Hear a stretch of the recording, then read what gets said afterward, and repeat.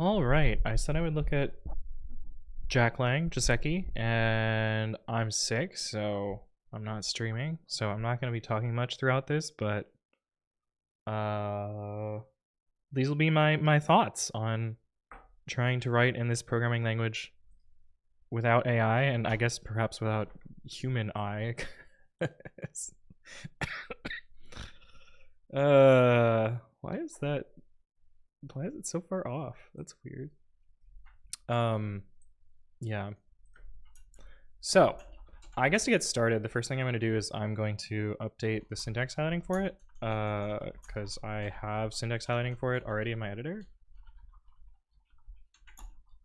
I guess we should make the virtual one first. Flip.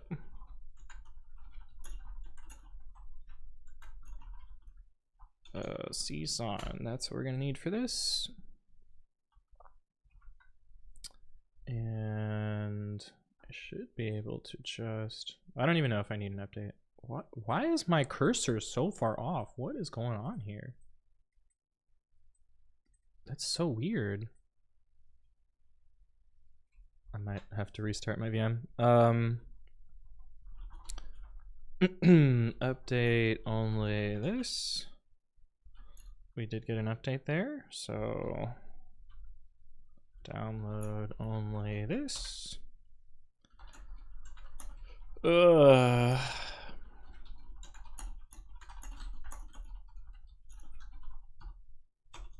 Jack Lang, I played Jack, you know, whatever it is, it doesn't super matter.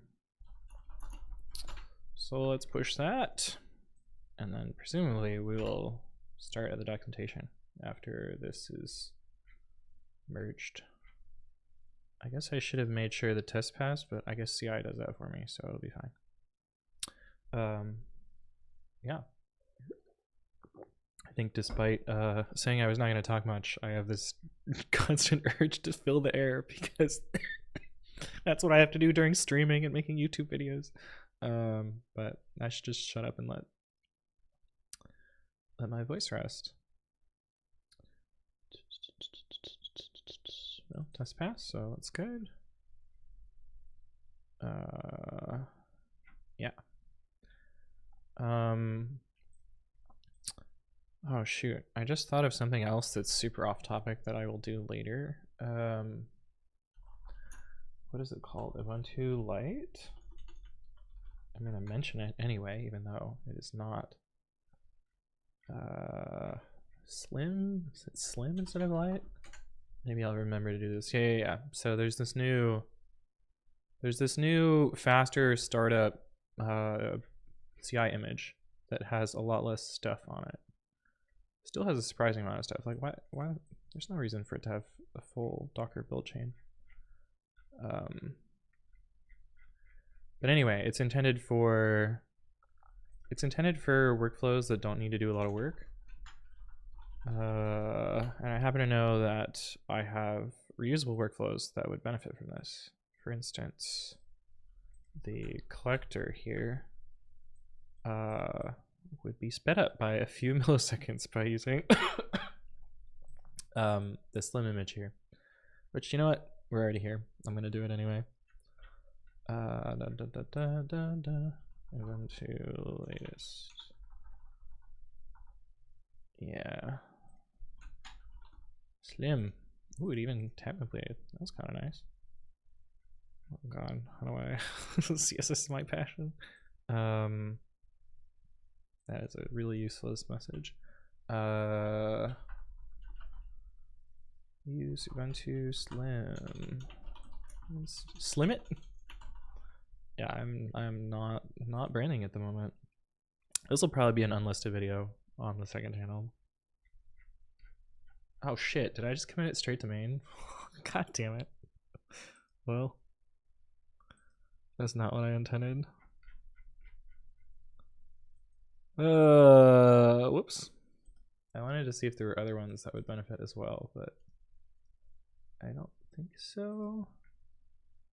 This one is just to validate itself, and this one is also just to validate itself. Okay, so that's fine. That's fine. And it looks like it's still working anyway, so not a big deal. Do we get collectors? I don't really have a good comparison in timing, I guess. Let's see. I'm so annoyed that I committed it straight to main. That's not what I wanted to do. That's not what I wanted to do at all. This is success in 2 seconds, but this doesn't take into account the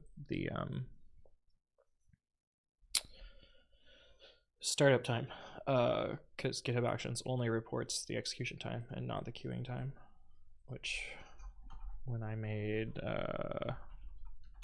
this graph was important to measure because GitHub Actions had non-zero wait time, and I should probably regenerate this graph at some point, but because GitHub has gotten better about this, but not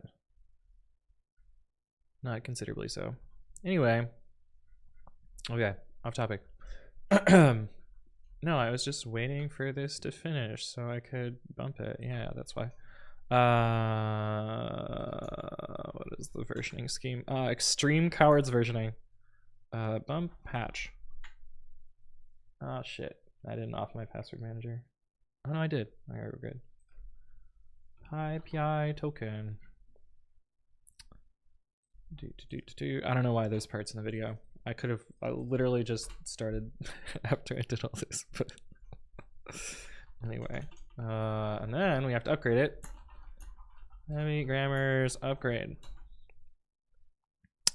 Upgraded it to the previous version. All right, now we're on the latest version. Great, so we can get started with Jack now.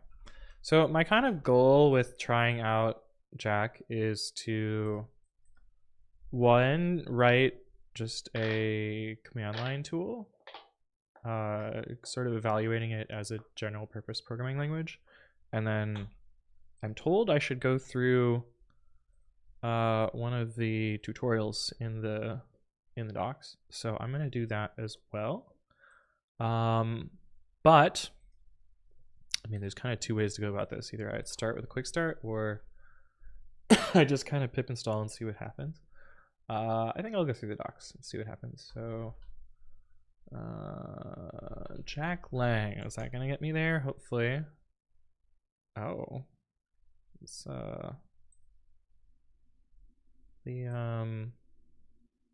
what is the favicon there? That PNG. I should just read the fucking. Where?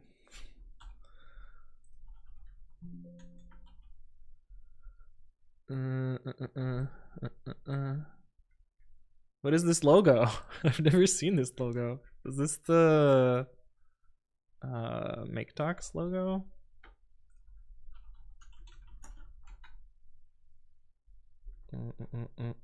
Yeah. Yeah. Okay, well, there's something to fix. Yeah. Okay, well, that's already something. I don't know where I'm gonna report this. I think I'm just gonna DM DM Jason and be like, yo, docs.joseki.org. The favicon is the default. Make docs one. Should probably change that also if I'm doing Jack things right now. Should I put feedback somewhere else? Question mark. Okay, anyway, super off topic, but yeah, so this actually isn't the landing, the landing page for like marketing. This is the documentation landing page. I think this is the landing page for marketing. I don't know which one people are going to go through, and I'm not sure how much it matters which one I go through today. I'm going to forget to do this other thing. So we're all over the place. I'm going to make a release of that other thing with the changes that I made. That way I can receive benefit if I decide to upgrade at some point. It passed, which is great. 1.10.0. It's kind of a bug fix. It's also kind of a feature.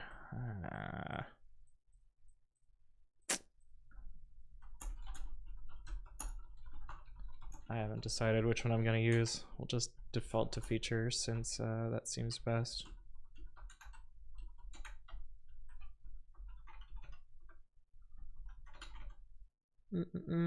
Yeah.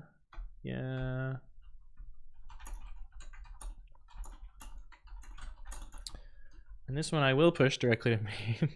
I can't believe I made that mistake. It's because I don't have branch protection set up for this repo. Although I think it would have allowed me to bypass it anyway, but I've had to check a box, so whatever. Off topic. You know what? We'll go through the marketing, and then I guess we'll look at this too, because why not? I think the marketing is just going to take me to the docs anyway, so yeah, this will give me reasonable feedback on that as well. I'm dying. Still. All right. This tagline has changed like 4 times. I think it's different every time I look at this page. A neat little thing. Wait, why is there like a? Do you see the? Does it show up on video? Yeah, there's like a. There's like a lens flare, but only when my mouse is on the screen. Weird. Anyway. One language for AI native full stack development. Yeah, okay. Blah blah blah. These icons are so small. Text is impossible to see there. But anyway. Modern software needs AI. Citation needed. Why is this colored differently? Oh, because it's not a link. Wait, this one isn't a link either. None of these are links. Why are they 3 different? Why are they different colors? That's kind of weird. Yeah. I'm also noticing something that I'm sure is inconsistent throughout this, which is like Joseki and Jack are both capitalized, but I wonder if they're always capitalized. Yeah. Okay. Anyway. AI full stack capabilities and seamless scaling. Yeah. Which this was not the original 3. I guess OSP is maybe bottled into this. Okay, full stack on one file. Yeah. There's like special syntax for making TypeScript code and Python code, or I guess it's just JavaScript. Is it JavaScript? Is it TypeScript? Who knows? It compiles with JavaScript, so equivalent. Supersets Python the way, TypeScript supersets JavaScript. Well, not exactly the same way, but it's analogous, I guess. Existing stuff works. Like, there's like a weird blur effect in the middle of this. Is it because I'm at a non-default zoom level? No, I'm at zoom 0. Like you can see, like while it's animating, it's blurry, and then when it finishes the animation, it's there's like a jump. You can especially see it on like the T here. The T gets big while it's animating, and then it's small while it's not. I wonder if there's like some fucking, does it like pick a different font in the middle of this? Font family. UI sans serif. Doesn't seem to change in the middle. Super weird. What if we give it like Arial or something? Oh, we gotta change this.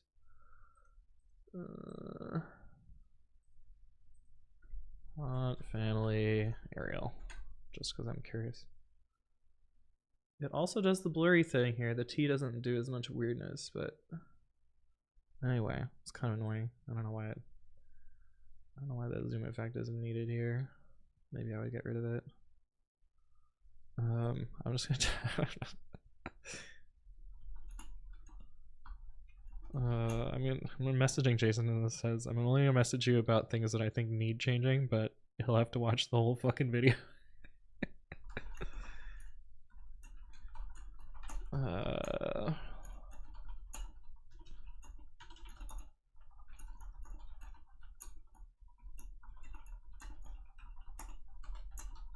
Now you have to watch the whole thing. So I put the... Okay, anyway. I'm still not sure about the coloring here. Now we have 4 different colors here. Do they match up with the colors up here? Sort of? But also no. Because we don't have this one here, but it would clearly match up with this one. And there's no shot these are the same color. These are maybe the same color. I would not do this coloring. It seems weird. Okay. Kill the glue code, no rest endpoints, no HTTP clients, no cores, front end calls back end directly. This is actually like a pretty good selling point, but I think the difficulty of getting this right is not just the simplicity of calling, but actual API evolution. I'm not sure Jack does that. In fact, I've never seen a tool do it well. Even like Protobuf. Protobuf does it pretty well, but like you have to do a shit ton of tooling around it to make it successful, and even then like deprecating stuff is like pulling teeth. I mean, as it should be, but at the same time, like whatever. Okay. Yeah. Traditional stacks, half your code is just connecting things, writing API routes, serializing data, configuring fetch calls. All sounds good. In Jack, your front end invokes backend walkers directly with spawn. What the fuck does that mean? Also, I can't select the text. Oh, because these are links. Oh, okay. What the fuck does that mean? I don't know. What the fuck?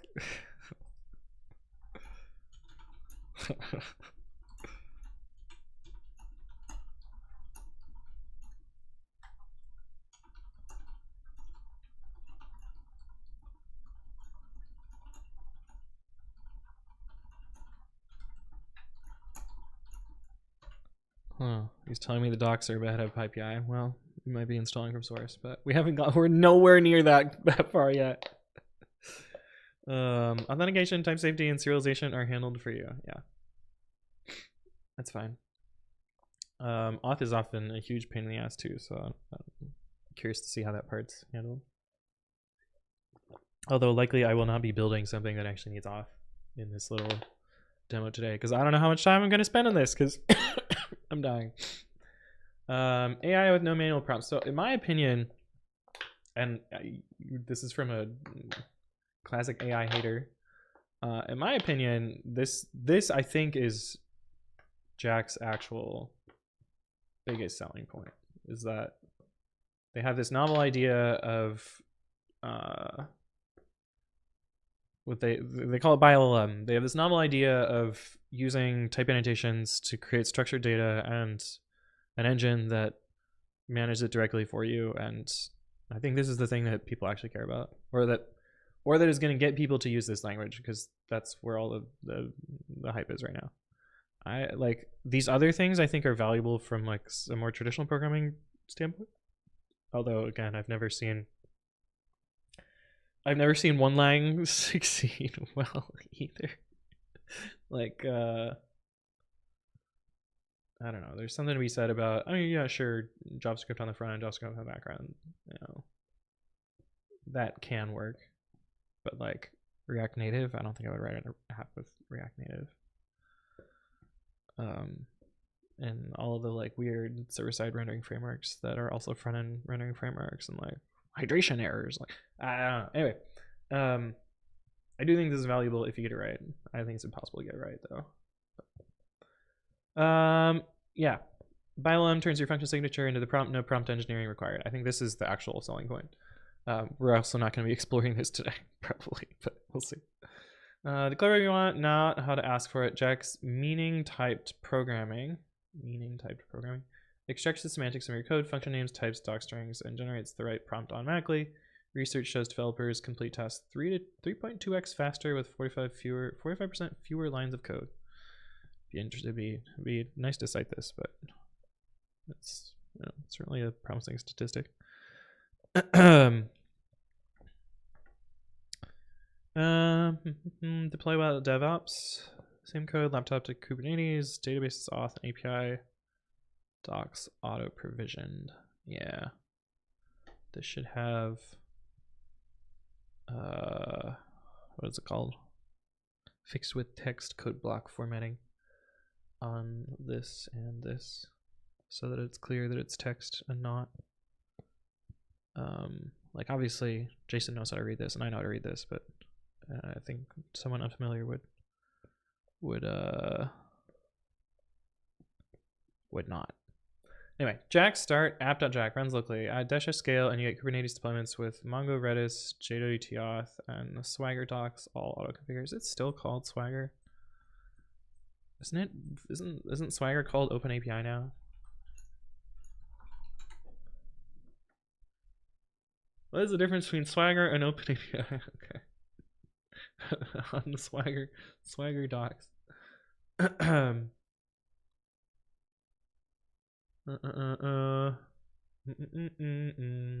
Open API is the spec, Swagger is a set of tools. So I feel like it should probably say, well, I guess it depends. The answer is it depends, because Swagger docs is probably the actual UI to play around with the API endpoint and description and such. So okay, maybe it's probably correct. Maybe it's correct. I don't know. No Docker file, no manifest, no infrastructure setup. I feel like this promises a lot. I can already think of like 3 cases where this is not going to work. For instance, well, or where you would want the freedom to actually be able to edit a Docker file. Like especially if you're a traditional Python application, you depend on some, I don't know, like fucking, I can't think of many of them anymore because they provide wheels nowadays, but some library where you need to build from source and it needs some, you know, system library to build it. You're definitely going to need a Docker file, or at least some escape mechanism to configure a Docker file. So I don't, maybe that changes, but I don't know. Okay, anyway, moving on from this shit. No, we're still looking at marketing stuff. I haven't written any code yet, but we'll get there. We're gonna review the entry points to the docs, because that's how you get people in the door. There's a lot of colors in these things here. Like I get the idea of like trying to highlight various things, but these colors make no sense to me. These colors really make no sense to me.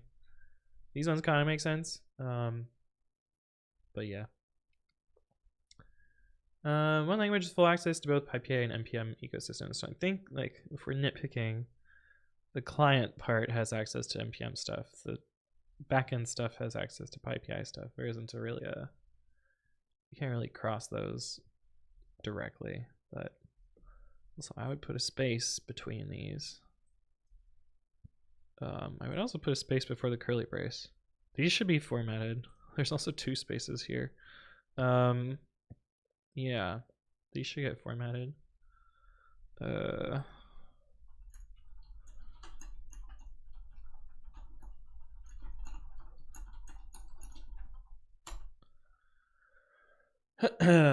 Also, this text is fucking tiny. There is no way someone's gonna be able to read this. I guess the expectation is that they're reading this at, does it not? Does it not? How wide can I make this? Does this not get bigger? The answer is it does not. Okay, maybe it's a height thing. Did I make this? Nope, still unreadable. Okay, well, oh shit. I made this the wrong size. We'll do this and this. Let's close these out and then we'll tab. I'm just trying to get my windows back to the size that I like, because otherwise they'll be the wrong size. Okay, anyway, this is, yeah, unreadably small. I'm gonna mention that on this, where which SVG? What do I even call this? The one-line image. With Venn diagram stuff. The text size is unreadably small. Like literally impossible to read. Maybe it's possible. Jack extensions, AI, BioLM, Object Spatial, Jack Client UI. Jack scale deploy. But this is Jack. Okay, I don't know. Anyway, got more colors here. I guess the other thing is like these click through to down here. Wait. What is this one then? Do they all go to the same place? No, this one actually goes all the way down there. Where does this one go?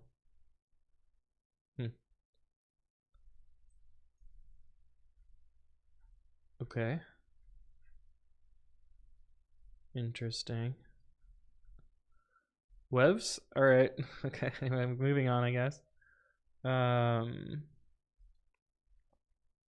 Yeah. Full stack applications in one language. I think this is like very similar to this is showing here, so maybe slightly duplicated. Build complete web applications with, oh, we got the colors again. We got the colors again. Why are they different colors? Okay. No more context switching between languages. That's slightly true. The libraries are different though. Full stack to do app in one file. It's weird how this comment at the end, but that's fine. Also, I'm told that this like map stuff is no longer needed, and like there's actual list comprehensions in JavaScript, which is that's actually pretty hype, but doesn't get shown here. This syntax is crazy to me. I don't know what the fuck that does, but that's okay. Yeah, some wacky syntax here. Don't know what it means. But that's fine. What you get? React components written in Jack syntax, automatic state management, has becomes use state. This is React stuff. Direct walker invocation, no boilerplate. We don't know what walker means yet, but I happen to know that it's these things. I think it's like your methods turn into HTTP endpoints, I guess. They're like functions, I guess. I don't fucking know. Type safety, yes. Hot module reloading. That's kind of what you expect from the default. Full npm ecosystem access. So one question that I have that I'm not really so sure about is like, technically this is just a document fragment. Like it doesn't imply React or force React, but my understanding from this is like, this seems to force you into a React situation. So I think like, does it build you a generic front end? I think the answer is no. I think it's getting you stuck in the React native ecosystem, which maybe that's fine. I don't know. Also, arrow any is interesting. Like Python and me would be capital Any or arrow object. But really it should be HTML fragment. We know what this is, right? In theory. These don't have any annotation. I guess they're implied return none. Anyway, this seems clickable, but isn't. The animations again. Okay, anyway, write ones. Run locally. Yeah. Instantly start a dev server. I guess this defaults to dev. Same code, infinite scale. Okay. Oh, does this link work? It does. Look at that. Cool. Yeah, this is what I was talking about. Map filter to comprehensions. You can see nice things, I guess. Yeah, look at that. Comprehensions in JavaScript. Hell yeah. Okay. I mean, JavaScript had comprehensions, right? Or was it proposed?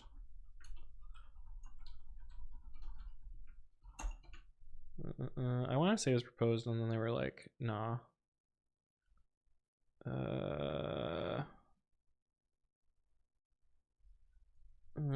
Proposal? I guess I'd be looking for ECMAScript proposal. Why the hell did they remove list comprehensions?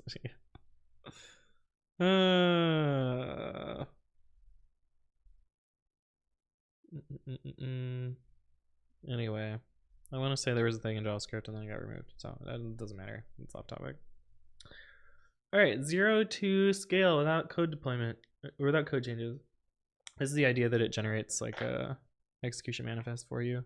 I'm curious how it manages like your typical requirements around like memory and CPU usage, but I don't know that I'll learn that from this. Because obviously it can't just know from dash scale. You'd have to tell it like what CPU requirements you have, what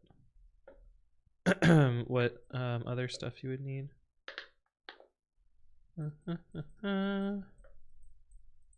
Version control. What does that mean? What does it mean? Mongo seems an interesting default choice. I think if you're going to AWS, you would probably want not to run a Mongo stable set, but and you would probably just use Dynamo or some other document store, but whatever. It's interesting. I don't really tell you much about what's going on here, but that's okay. 0 DevOps required. Well, then how do you configure your secrets? That seems important. It seems important. So we can look at that later.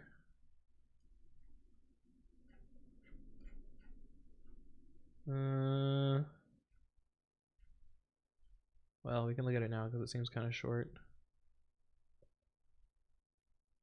Where's the secret management? I guess this assumes you're on not Linux, which is fine. It's probably the default anyway. Oh, snap. Oh boy. Okay, well. We're not going to be following that tutorial. It doesn't really talk about secrets, so I don't know. Presumably there's a way. Doesn't really tell us. AI native programming language. Yeah, this is probably the thing that I would expect at the top, given hype, but unclear. Yeah. Okay. Meaning typed programming. I think there's too many new words. Which I think maybe is fine, but whatever. Yeah, so this is the idea. Magic happens. This by LLM, you write a function signature, it knows the input types and it knows your output type and can build the prompt bits for you. Whereas you would have to like write out a bunch of like, you know, prompt nonsense. A lot of prompt nonsense, and then parsing, and then what does it even use for parsing? I don't know. JSON loads and says that's good enough. Whereas you would actually need to put it into this structure. Anyway, I think this is like, you know, I obviously don't do this stuff, but I think this is the hype stuff that you kind of want people to look at. Oh, what the fuck? What was that? Why did it carousel on me? Oh, there's only 3 things, but it's a 4 wide carousel. But it makes it look like there's 12 things here. That's okay, that's kind of weird. Yeah. Anyway. Okay, so that's the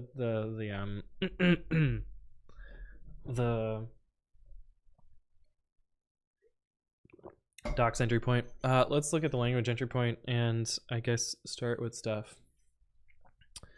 The only language you need to build anything. Okay.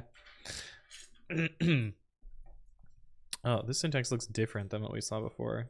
Like, why is it on a different line? Yeah, actual enums, interesting. That's not how I would format this, but it's fine. Yeah, see here we have JSX element. We don't have any imports though. This is just a global. So this should be list stir, right? No, it's list dict stir. No, dict, well, type dict, title stir. Stir, perhaps? I don't. What is T? To do title stir and then category, whatever the enum is. So type dict. Disallow any generics is my pie for that. Anyway, single events, persistent data model, and AI powered categorizer, REST API, and a React front end. No database setup. This is a pretty simple React front end, yeah. Yep. I'm not gonna read all this. It seems like a lot. 3 pillars. Yeah. Cool. See, it seems like there's other ways to use non-React. I guess you can also use Tailwind with React, but oh, native compiled binary. Does it produce a library or a binary? I don't know. Be interesting to look at. No. Okay, I'm bored with this. I'm gonna try and do what I said I was gonna do, which is let's go through the installation and see what we got. Pip install Joseki. All right, so let's whatever. I'm just gonna use the default Python that I have, and if that doesn't work, we'll downgrade or upgrade. But presumably this will be fine. It's a lot of dependencies. It's still going. Oh no. What else? Holy shit. 91 dependencies? There's a lot in here. Surely not all of that is needed just for the language, right? Oh, I guess I installed Joseki, which is like the... Oh man, okay, I'm gonna restart my VM. This is annoying. Because the cursor position is off, and I'm guessing that if I restart my VM, it'll fix it. I don't know how it got into that state though. It's super annoying. It's like really annoying. Hopefully it's better when I restart.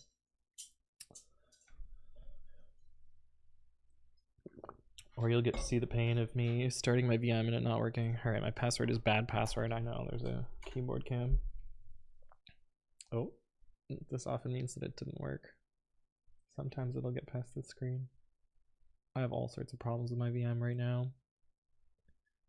But sometimes I can get it to come back to life if I do Control-Alt-F1. Yeah, and then we get another login prompt, and then surely this one will work? Yeah, definitely not jank. Is the clock right? Oh, the clock is right. Look at that. Rarity. And not the pony. The mouse is still off. No! Oh man. That's super annoying. Also, we lost our temporary directory, but that's fine. We didn't do much yet, so I'll just redo that. And presumably everything will be cached, so it's whatever.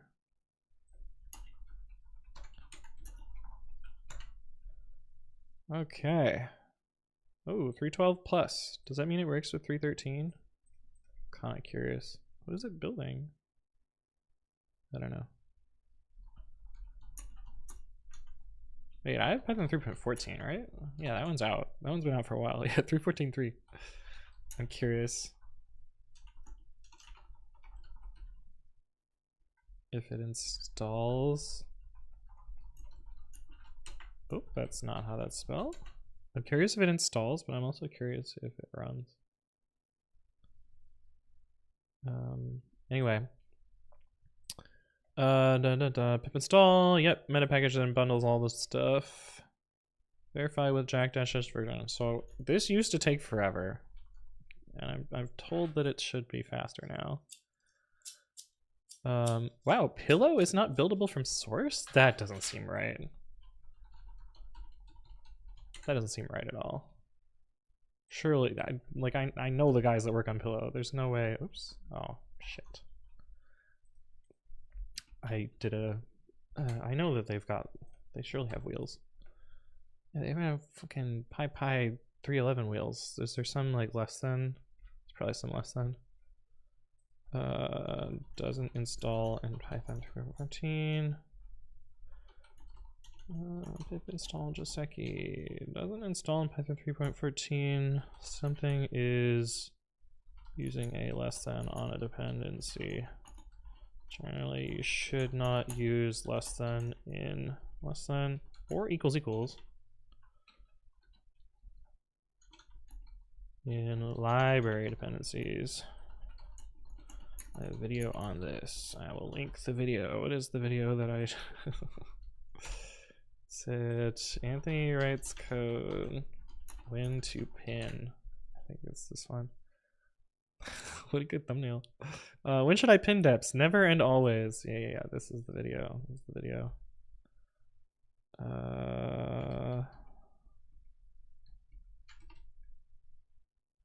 Yeah.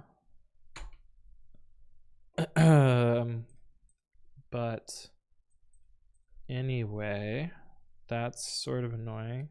Failed wheel build for install. That's a interesting one. Yeah. Curious if 3.13 has the same problem. Even though this doesn't super matter.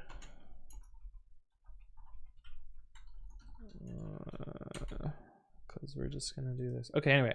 I wanted to do time jack version because I know this used to take forever before.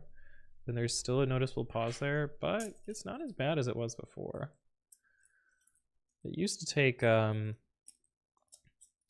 like 14 seconds to do that. So this is an improvement.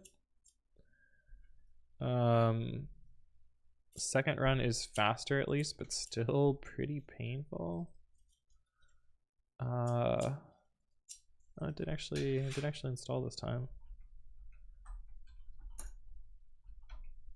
Jack version.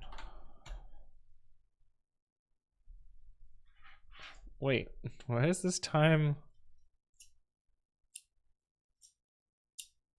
I feel like I've been lied to. This can't be right. What? Did my clock just skew? What happened there? That's super weird. I guess I could do this. I'm just gonna spew a lot, but at least give me timing that I can trust. Okay, that seems better. That was weird. How did it? I must have. We must have seen clock skew here. Oh, my mouse being off is. Look at how. That's so annoying. I don't know what's going on here. I probably need to restart my host. I'm not gonna do that though. What happened here? Is this timing subject to clock skew? Anyway, super annoying. Is it actually capitalized like that? Is this no, it's not. Weird. Okay, anyway, shouldn't matter. Okay, yeah, we have it installed. Cool. Just went down a, oh, my video is playing. Fun. Yeah.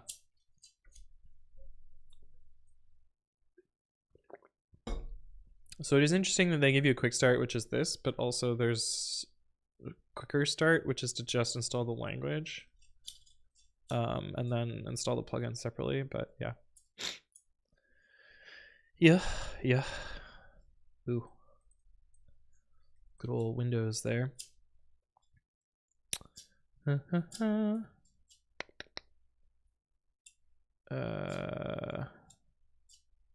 also think it's gonna be more common to do Python 3 here rather than Python, but that's fine.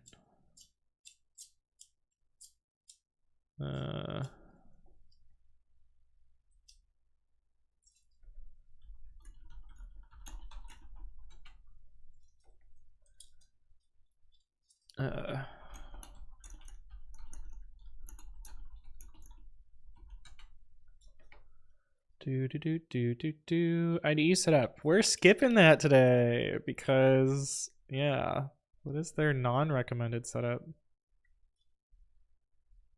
VS Code recommended cursor. These the same header level, I guess. Yeah. We're doing neither of those. We're using my terrible text editor. We did this already. My phone is buzzing. What?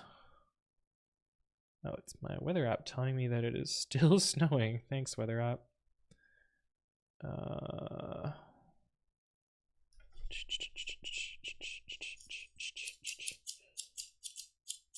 Yeah. Nice. Cool. Very cool. We get our first program, which is our hello world. All right, let's try it. I'm also curious what happens if I do this. Jack. Ooh, we get a new error message here. What? Why are there escapes here? What? That doesn't look right at all. This is the reset sequence. The coloring looks super wrong. Yeah. That's a fun one. I guess I'll just take a screenshot of this. Well, let's get it running, the actual hello world first. Before I'm just like, oh, this I felt like it took a long time. I guess that's still that same startup that we had from before. I'm curious. I think that is probably due to the plugins.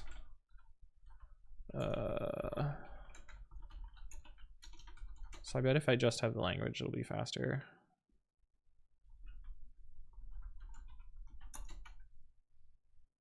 That still took a lot on startup. It's faster the second time though. Interesting. But it's a lot faster now, probably, right? Time jack, t.jack. Yeah. Still 200 milliseconds for hello world is a little bit slow.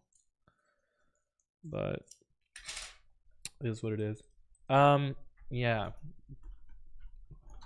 I'm also told that this just got a release right now. Okay, we're on the latest now. Let's see if I do that funky thing that I did before. Oh, we get very different output now. Okay, so I guess we're seeing bug fixes in real time.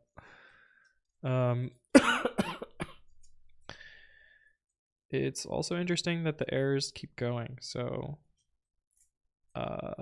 it didn't just fail in the first token, but it kept looking, which is neat. But yeah. So I have a little bit of knowledge about this already, which is that with entry is kind of the equivalent of module scoped code. Like you can't just have print hello hello here. Also, yes, there's semicolons, which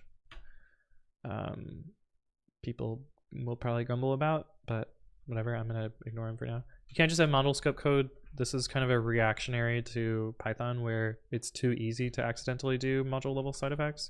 And so with entry is kind of like forcing you to dictate that you have module level code.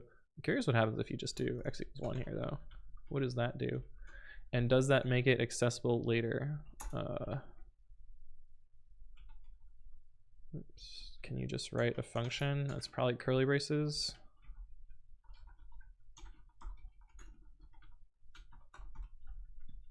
Like I'm curious, I know like there's like a global keyword. So this seems to set something at the module scope, maybe. And I know that there's glob x that is different. I'm guessing if I do this. Wait, did I forget this? I forgot the semicolons there. Are they necessary? Wait, I forgot the semicolons. Why did it let me do that? Are they necessary or not? Well, that one asked me to do it. What the heck? Well, now I'm really confused. Because I don't... This is the only semicolon I needed. Seems like a bug.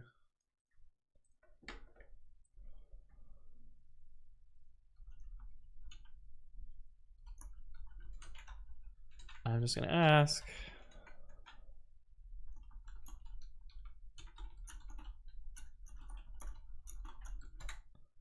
Weird. But anyway, what I was saying is like with entry is a reactionary to Python model scope. Where? Ooh. I didn't break my chair. I just popped up a little lock. How do I lock it again? Oh, I'll figure it out later. No, I'll figure it out now. There we go. Okay. I was like, shit, I broke my chair. No. It's a it's a reactionary to Python module scope where it's too easy to implicitly run things at the module. But I'm curious what the equivalent is for if name equals main. I mean, I guess I could probably do it explicitly if name equals main. Curly brace?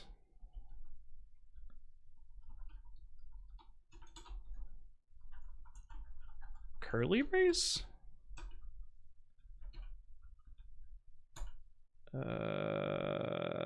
Unexpected else got curly brace. Do I need parentheses around this? Is this, are we running C now? What is this error message? Is it because I, oh, what the fuck? Okay. Oh,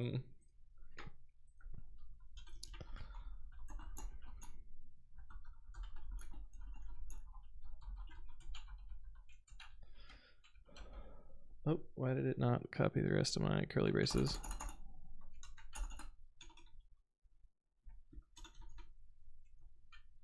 Just said similarly, the second semicolon here is load bearing.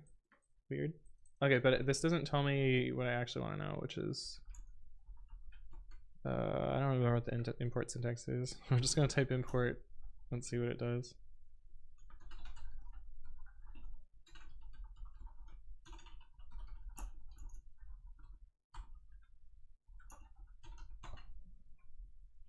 Yeah. Yeah, so I can write if name equals main, but I'm pretty sure there's a better way to write this. I seem to remember seeing there's a better way to write this. Do they show it somewhere? Also, this search icon is really subtle till you click on it. What if I do? Probably double under main, right? What did that do?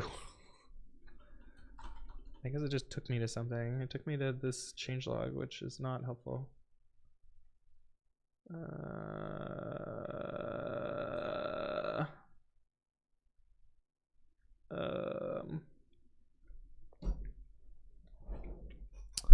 Where is the fucking way to do this? I mean, I could probably grab the code. That doesn't seem like something I should need to do. Feels like the doc should answer this for me. But we're gonna try this. This is probably something where you would just ask the LM and it would figure it out, but I'm not gonna do that. Yeah, get grab name, sure.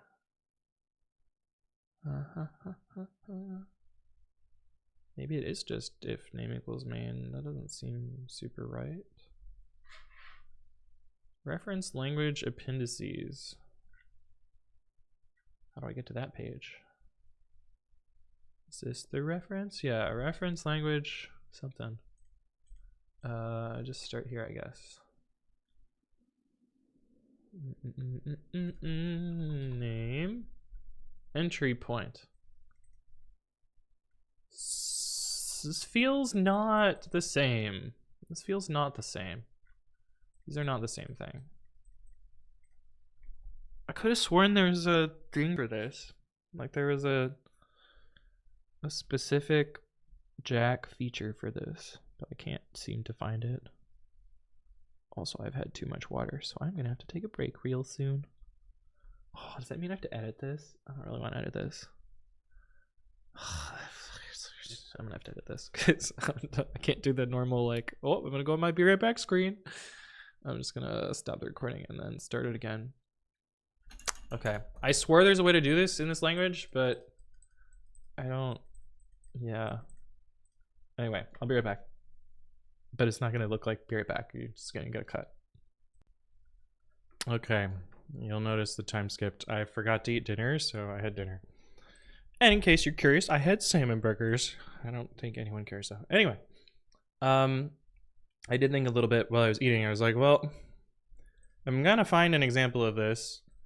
I would want to look at the Joseki entry point.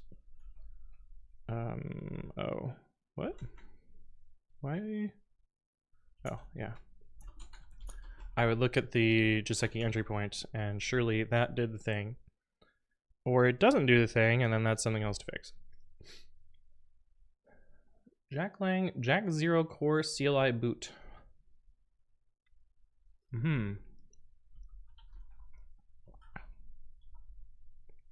Jack 0 core, whatever that means. CLI boot. It's weird that the doc strings are above the function. But maybe that's just how it's supposed to work. Okay, so this doesn't have any with entries at all. What about double under main here? This is just pure Python.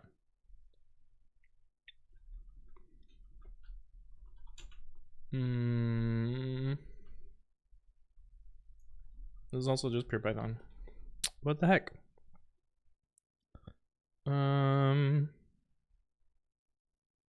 Star.jack. Nope.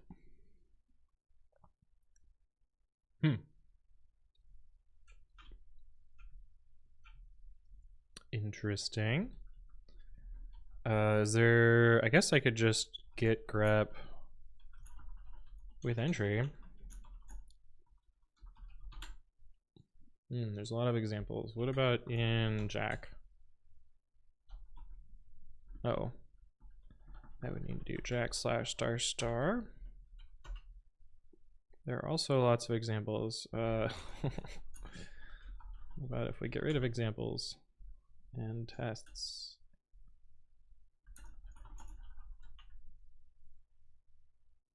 That's also a test. Well, surely this is something. Jack runtime lib server.jack. Oh, that's an if type checking block. That's not what I want. Oh, that's annoying.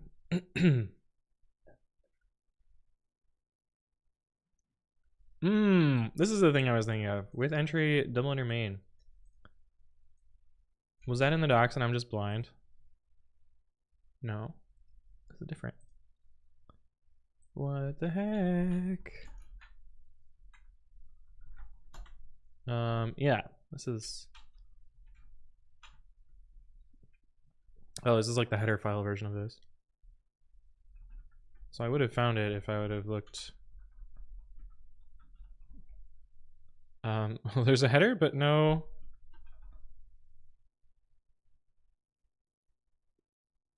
Where's the implementation? Huh. This looks really crowded.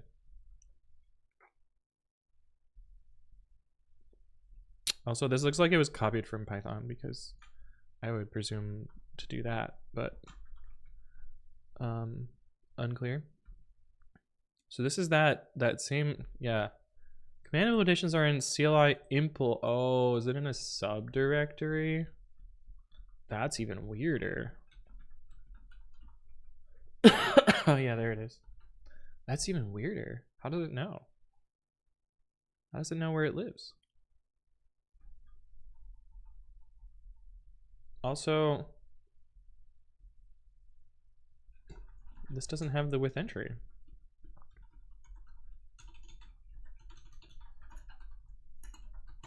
None of them do. What the heck? How does this work? How does it know? I mean, obviously this is implemented here, so you can have partial implementations, I guess. But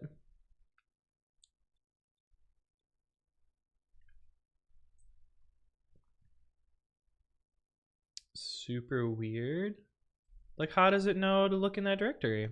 There must be some magic there. Maybe if I search the docs for it, it'll know. Impl. I know not to press enter here.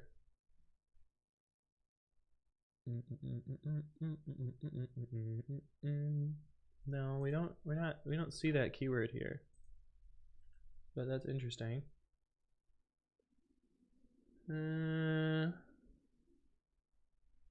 It's now giving me nonsense. Weird. Very weird. Yeah, the search seems not that helpful. Or not helpful at all. I guess we could look for the other side of this. I'm so off topic, but I'm curious, so fuck it. Huh? That's not even in the this is not even in the same place.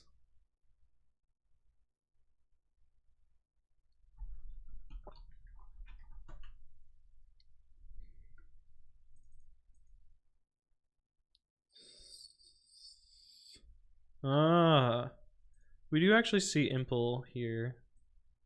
But how does it know? How does it know where that lives? How does it know? I guess we could play around with it and find out, but like, does it look at Impl's subdirectory to find this? That seems too implicit. That seems too magical. I guess we can try it, right? wat.jack and implement me, and in our t.jack, but I guess I answered my question, which is this is supposed to be with entry main.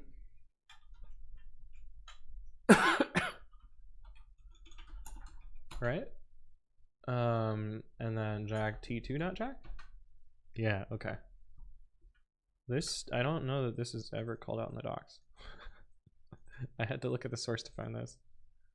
Oh, my mouse. I hate this. Oh my god. I gotta restart my whole computer. I should have done that. What the heck? I should have done that while I was eating.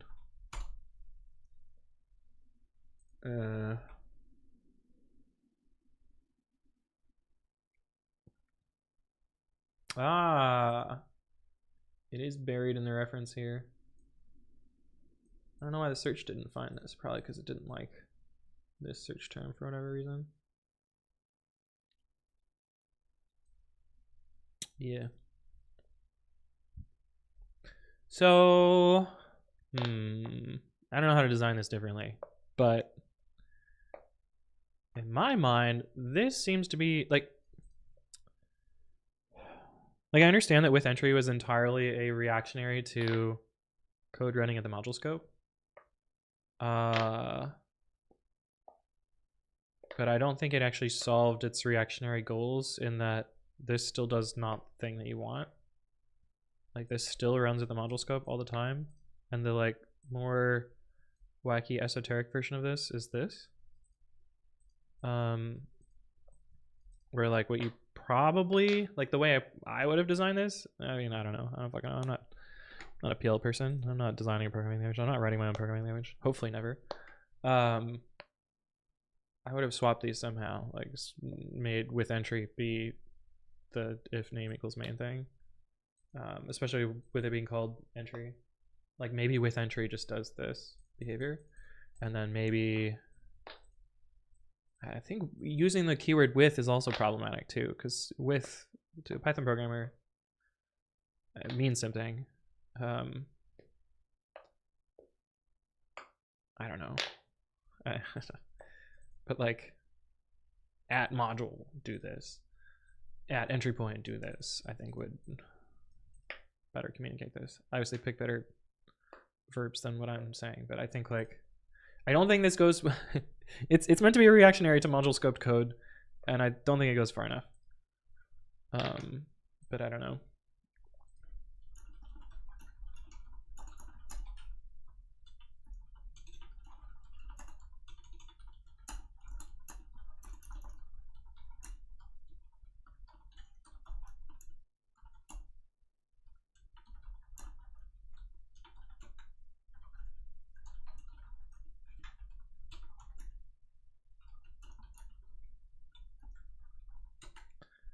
Anyway, sorry, that was off topic. Me talking on Discord. Okay. Yeah, anyway, thoughts on that. Let's figure out this impl thing, because that seems interesting. I don't even know what the import syntax looks like. Surely if I do it wrong from wat import, I don't even know what the function was called. Import implement me. Surely Jack will tell me what the actual syntax is, right? If I use the Python syntax? Right? Surely? Unexpected token from. Missing semicolon. Put the semicolon, do you help me? Unexpected token from. Is it JSX style? Or Java or common JS style? Oh god, no. Oh. It parses further, but still no. See, the thing that I don't like about this style of import is, and this is kind of why Python did from module name import whatever, is once your IDE knows that you're importing from this module, it can give you tab completion on this other part. But let's look at the fucking import syntax for Jack. Because I don't know. Imports in Jack, working with blah, blah, blah. Okay. Oh, it is the same style. It's just like so.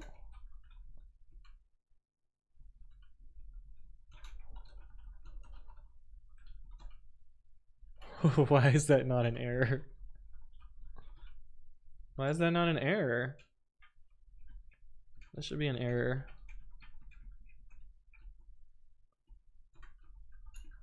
Is this an error?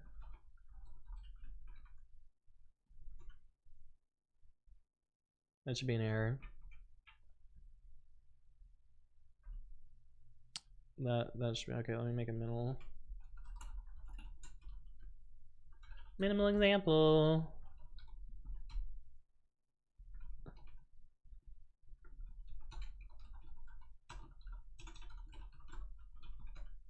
Obviously with a semicolon here. This should be an error. This function is not implemented. Super weird. I wonder what it actually does there.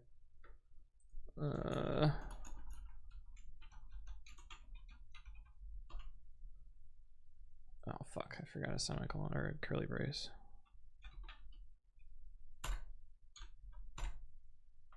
Yeah, that's weird. I know it makes Python modules. All right, you gotta do this fucky weird thing, right? Import jacklang, and then I can import the module. Yeah. Also consider setting up the import hook via a PTH file. Then I will find my YouTube video on it.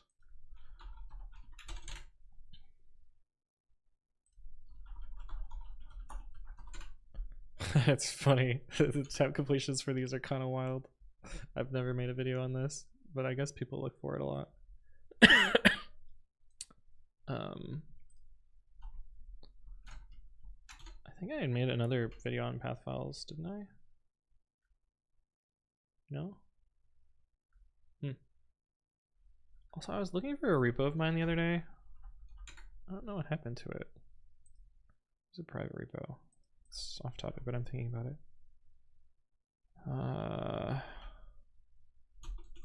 What did I call it? I guess I can do type private. Oh, yeah. Yeah. This is the repo I was looking for. Okay, anyway. I found it. Not important though. Okay. So now that we figured out how imports work, I still don't know how this impl thing works.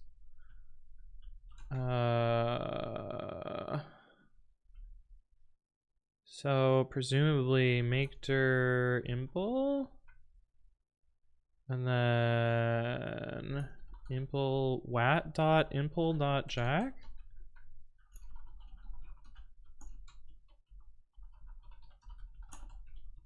Oh, but I didn't answer, man, ADHD in full force today. I didn't answer my question about what does it actually implement that function as. So import t What do you mean module not found T? What do you mean? It's right here. Oh, I did import Joseki. What does that do? What the fuck? Built in. Oh, because I have the fucking repo cloned here. This should error, right? Yeah. Okay. Dirty. T.wat is a function. What does it contain? Return none. Huh. Weird. I guess it just compiles it as a default function.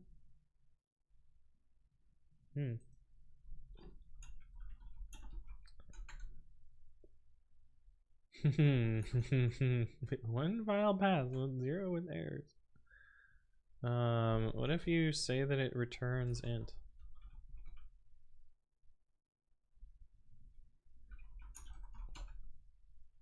Weird. Very weird. Okay, but let's do the other thing, which is how do we actually how does this thing work? How does this thing work?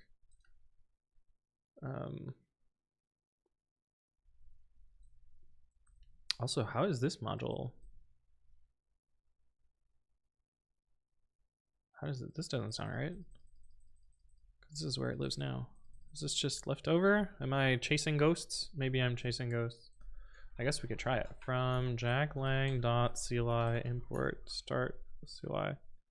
Or jackcli.cli.cli? Yeah, it actually runs there. So what? How does this work? It's magic. Well, we're trying to find out, right? Yeah. From wat, no, import from wat, implement me.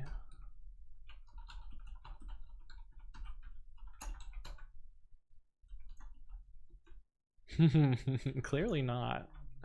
Clearly not. So how the fuck does this work?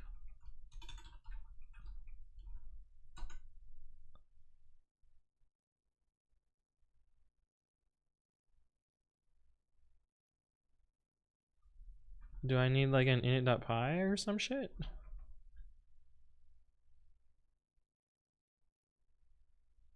These are all .impl files.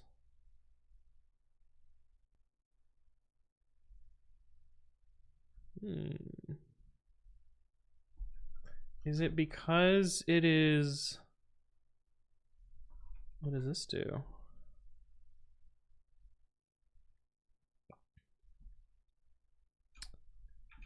Is this an import side effect?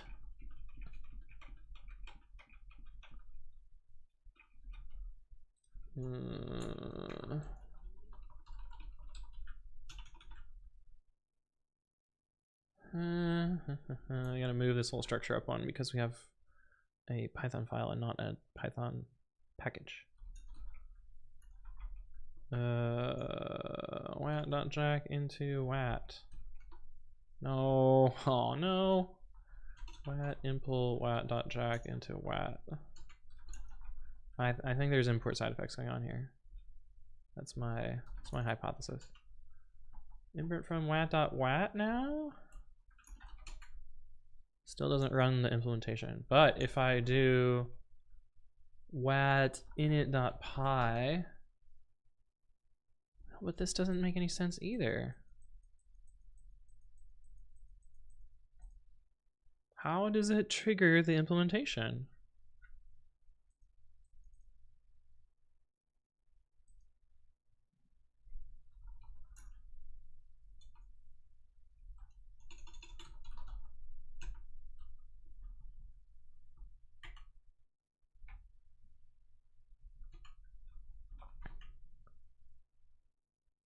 Invalid syntax in init.py. Oh, because this should be...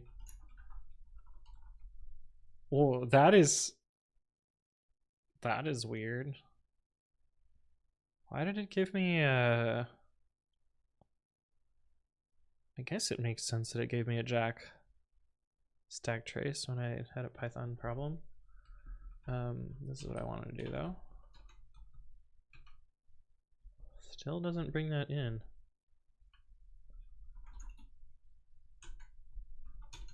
How does this work? Does this pull it in? Still no. What the fuck? How does this work?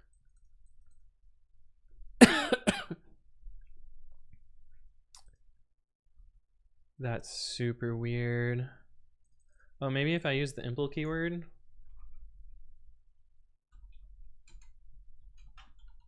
I think I need the impl keyword. What is the impl keyword?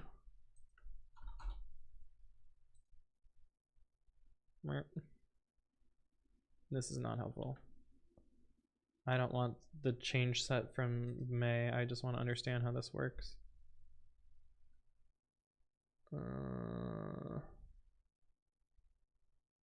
No.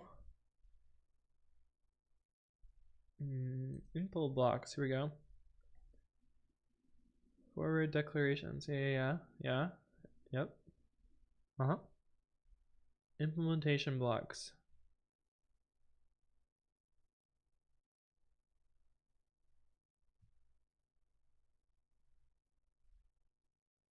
Separate implementation files. Yeah, this is what we're dealing with, right? Presumably. Variant modules? No, that's different things. That's different.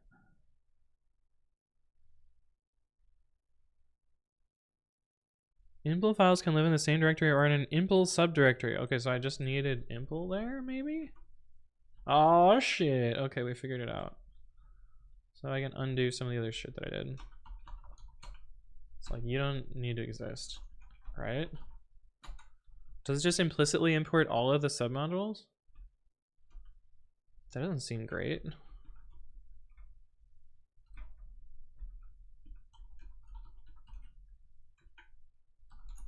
Oh, it doesn't exist. With entry. I hope this doesn't print. Okay, it doesn't. What does with entry do in an impl file then? What if we have more than one thing that impls that?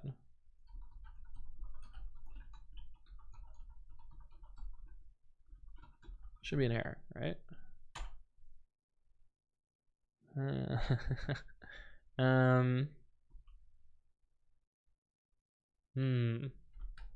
Interesting. I feel like there should be 2 errors here.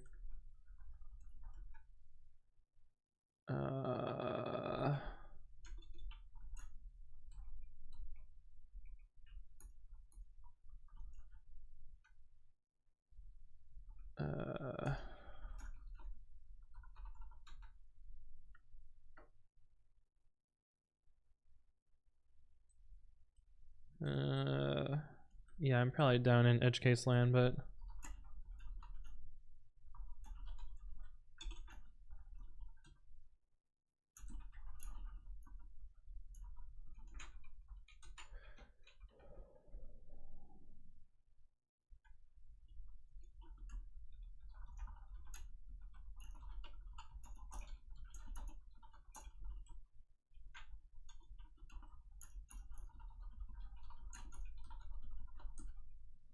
oh, wait a sec. No, did I do this wrong? Yeah, no, there are.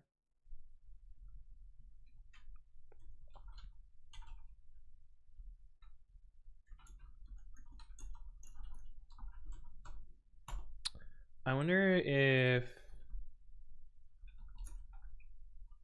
it's deterministic which order it picks. I mean, it should error on any of them, but what if we have like AAA impl.jack?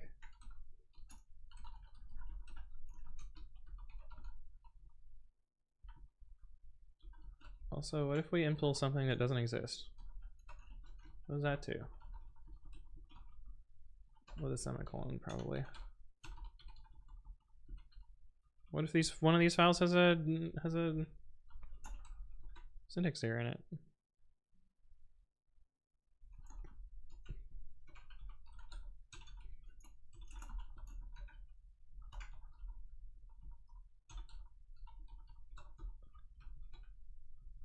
Can you call this? Whoa, what? That's interesting. That's not what I expected.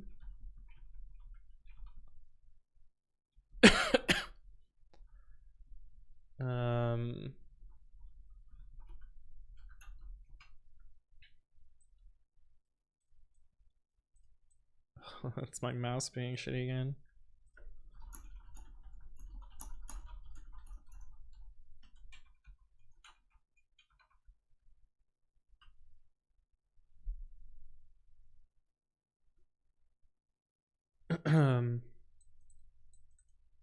Yeah. But I guess, what did I want to do? From...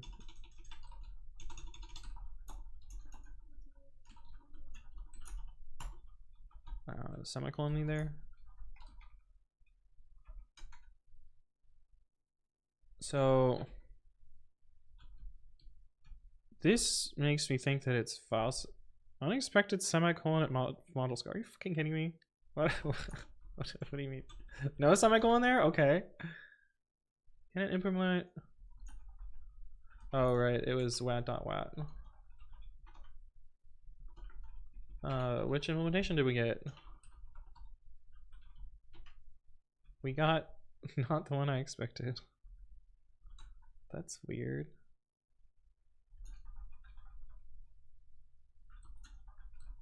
Does it try and match the name, I guess?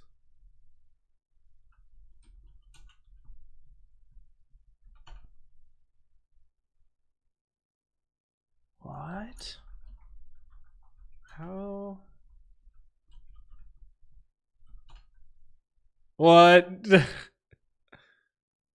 Now I feel like I'm being bamboozled.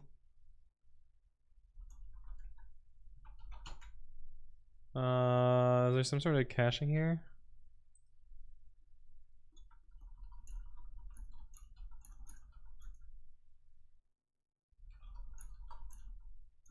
Yeah, I feel like I got some weird caching here.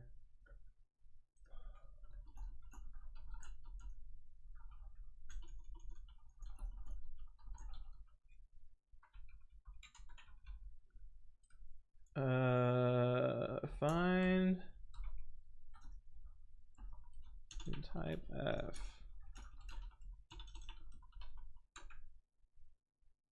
So we don't have any that are just hello world auto question mark, but if we jack t.jack, we get the wrong one. Am I tripping? Yeah, I'm not tripping. Super weird.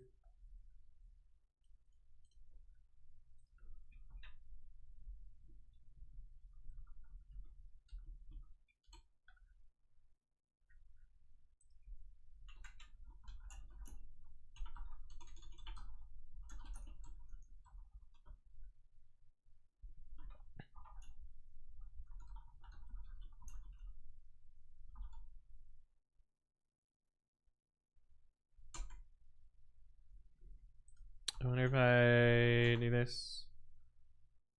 I shouldn't need this to run this.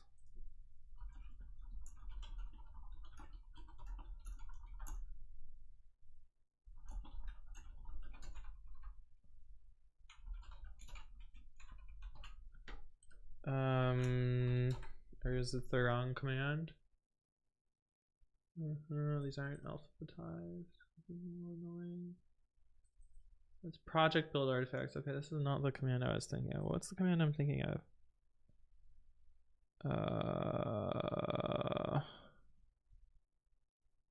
Oh.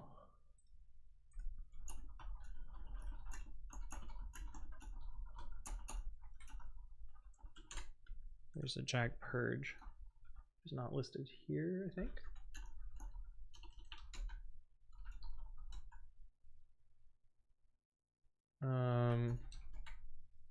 What do we get now?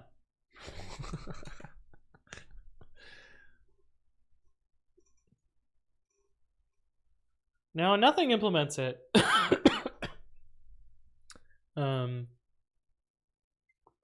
That's weird.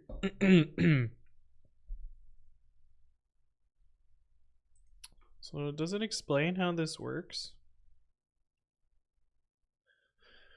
I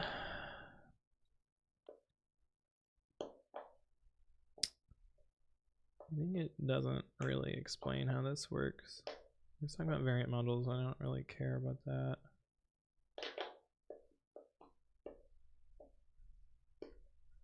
Like, how does this subdirectory thing work?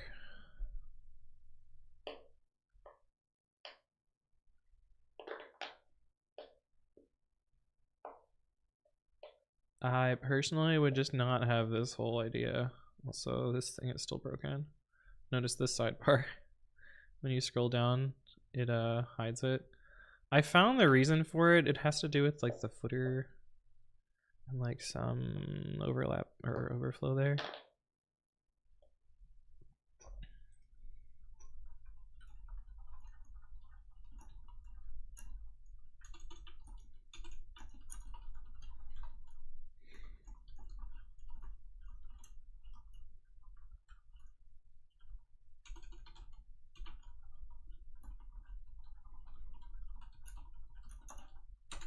Anyway, that was weird.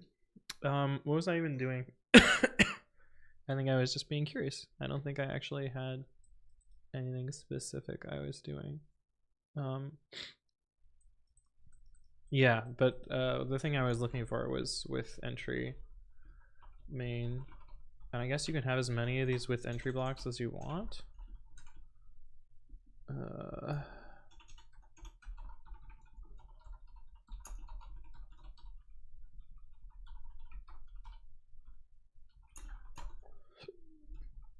Yeah, and so then if we instead do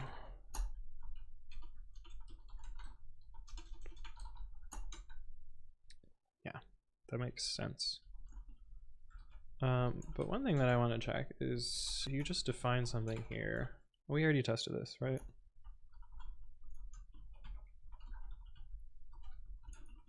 We already tested this, I think. Oops. Which is the same as doing glob x equals 0, but I think glob is not the right name. Also, for some reason, my brain wants to do this as the comment character, probably because of the semicolons, but it's this. Well, I wonder what the ordering of the... This is still 0. What about if I do it in this order? Huh. I guess that sort of makes sense. This just ends up being module code. What if I put this down here? Oh, interesting. Interesting. So with entry is hoisted to the top, but glob is not? It's kind of weird.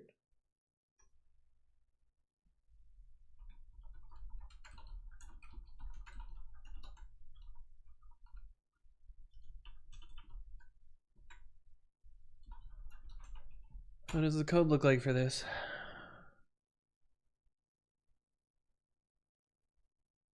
What?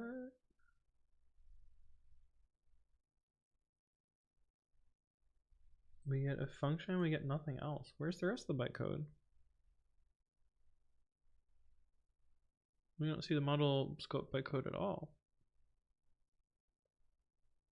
I guess it's probably done in their runtime.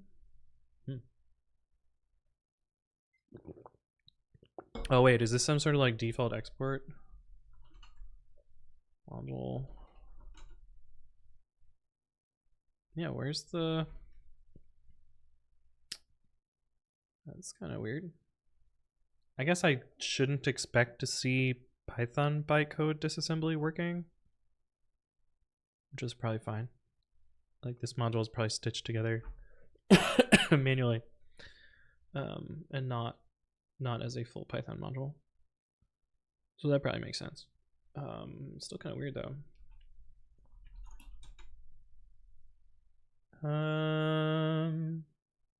Yeah. Maybe this actually makes sense. Maybe this makes sense. Because like when we had this, these are just run in order. Like I bet if I put this here, maybe this makes sense. Maybe I'm just, yeah, I'm just sick brain. It's interesting though. Yeah, yeah, this just operates as if this were module scopes, which is fine. It is interesting that, again, like with entry is supposed to be a guard against accidentally running code at the module scope, but as we've shown, this just runs at the module scope, which feels weird. I wonder if the docs explain that. Also, this search is utterly terrible.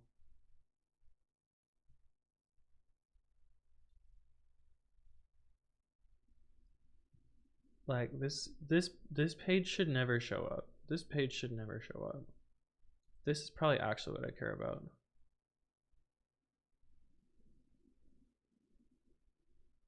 And this is useful, but it's just the same as the Python behavior.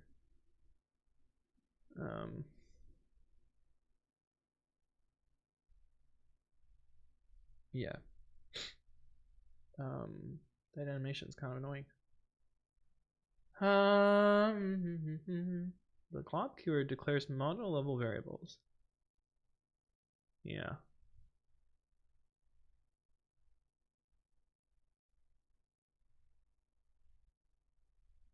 Yeah, there's a subtlety here in that Python also only uses global for modifications as well. Like you do not actually need global in this example here.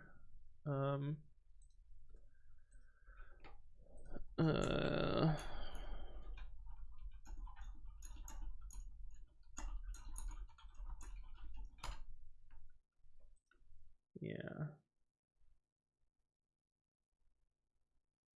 This is the same as Python.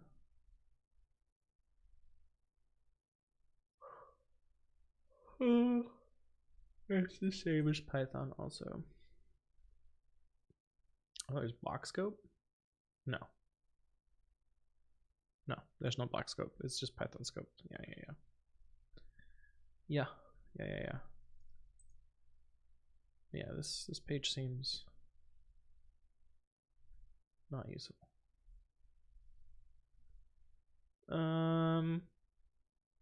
Or at least maybe it shouldn't show up in the search. Okay. Let me actually get something done before I am tired and go to bed. I realize it's only like 8 p.m., but given I feel like garbage, I should actually try and accomplish something. Okay. Yeah. I still don't exactly understand how this impl thing works. I think that it tries to match it by name, and that's how it works, but it's hard to verify. Well, I guess it's hard to verify without strace. I guess I could just from that.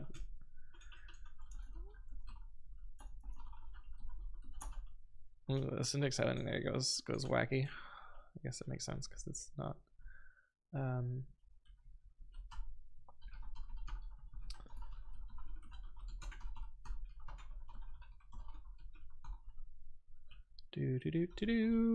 I did this wrong.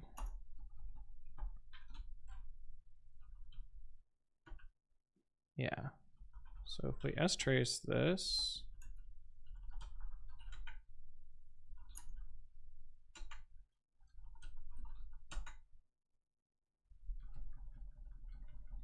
So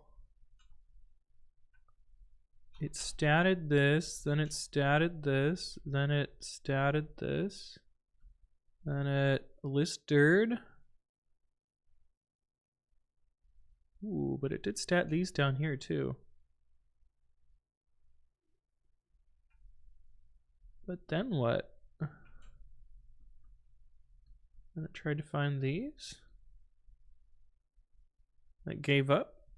Found the bytecode, maybe? I guess we should do purge in between.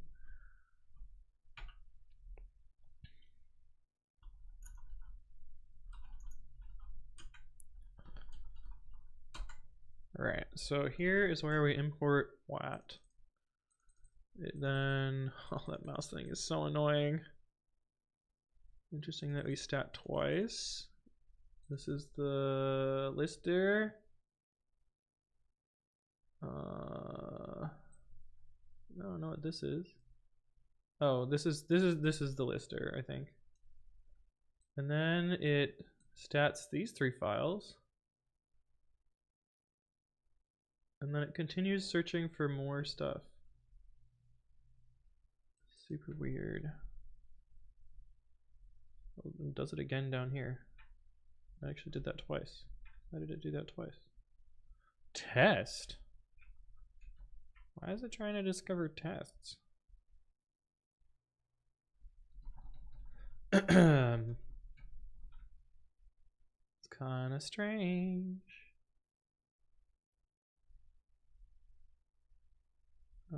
Here's where it writes the bytecode. Yeah. And it does it again. Why does it do it 3 times? I don't know. Weird. It did actually stat those files, but I never opened them. Yeah, like we stat these files, but we never open them. So I don't know why. Why does it do that?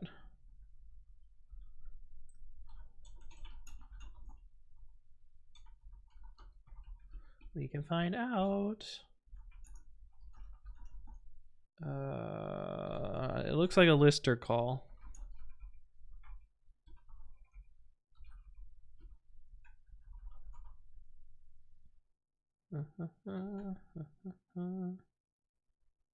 Yeah.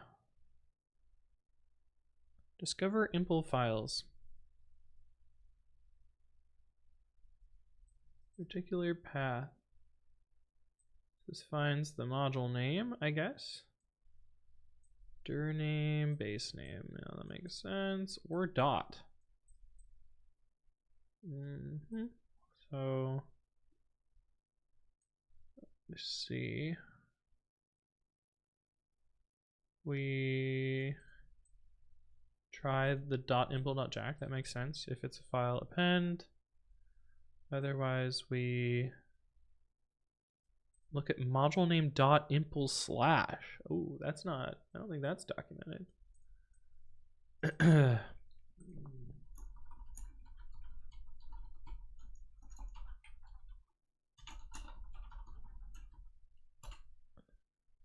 think this is undocumented. This here.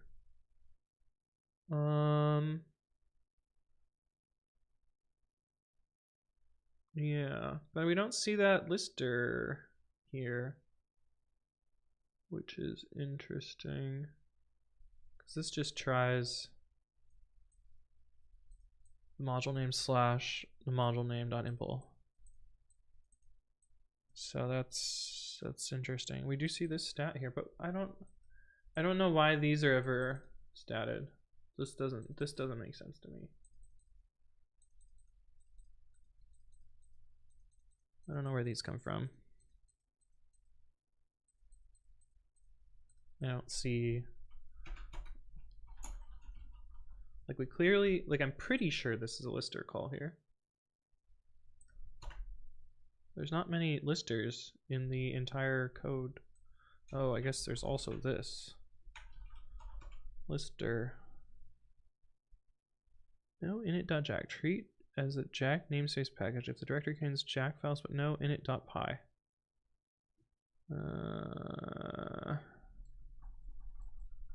No init.py and has jack. Any f.ends with in lister.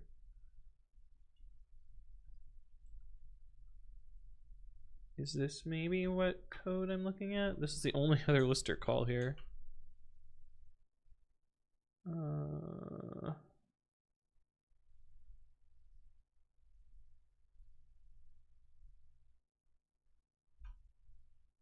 See, but we would see this check here. Jack 0 discover impulse. I think that's the function we were just looking at. Yeah, that's the function we were just looking at. With impulse path. Wait, did I just read this wrong? Is this a write call rather than a lister?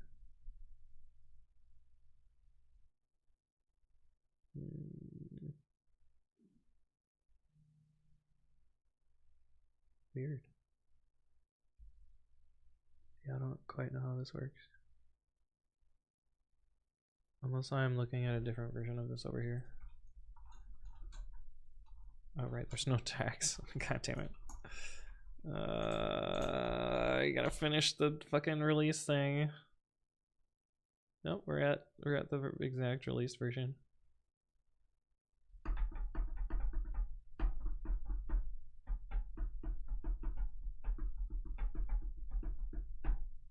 Wait, it's using the new release thing. Where's the second half where it's supposed to make the tags? Where's the PR? The mouse thing is so annoying. Especially because I actually use the mouse. Pull this. Yeah, this is the thing where it's made by this.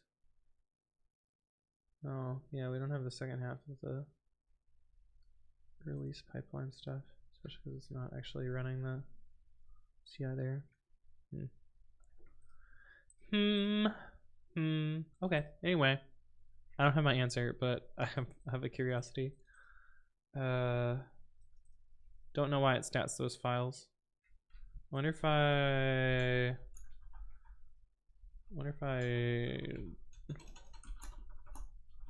do this, will it give me a stack trace? Nope. Still no. Okay, well, I did not learn the thing that I wanted to learn. And that's okay.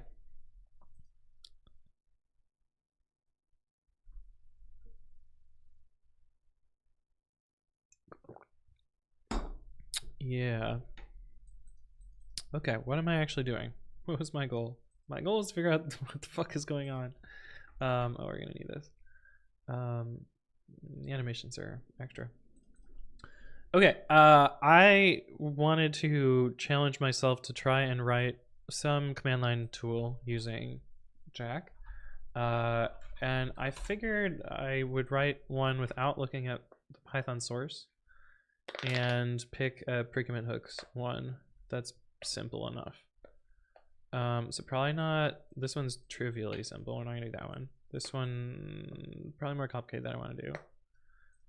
This one's probably also more complicated than I wanna do because I have to actually look at the logic for this one. Maybe like trailing white space would be an interesting one. Or end of file fixer. This one might be even easier. I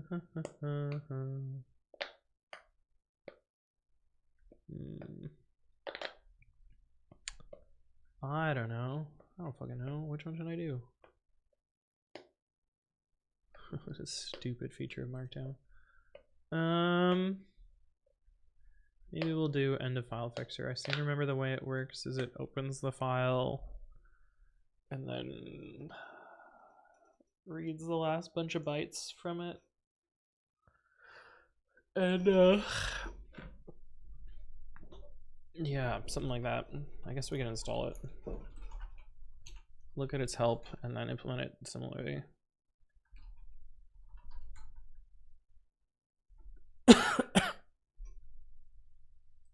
Oh, end of file fixer is the one we want. No options, perfect. That seems like a good candidate. End of file fixer dot jack. So with entry main, we're gonna use the same structure that I use.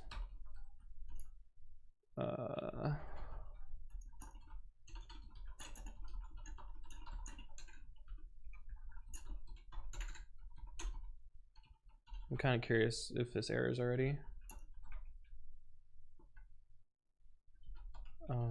Not in the way that I expected. Okay, so it does not care that I didn't annotate this. What if I check that?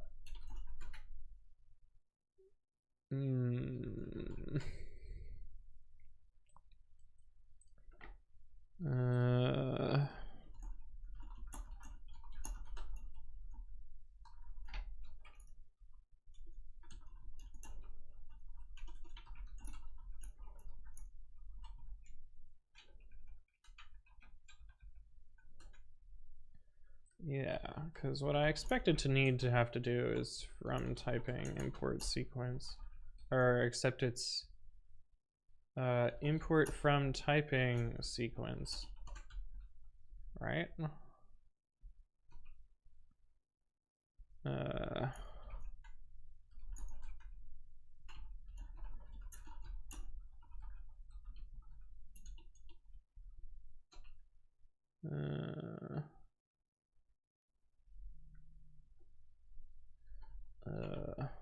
Just say like this should give a better error message.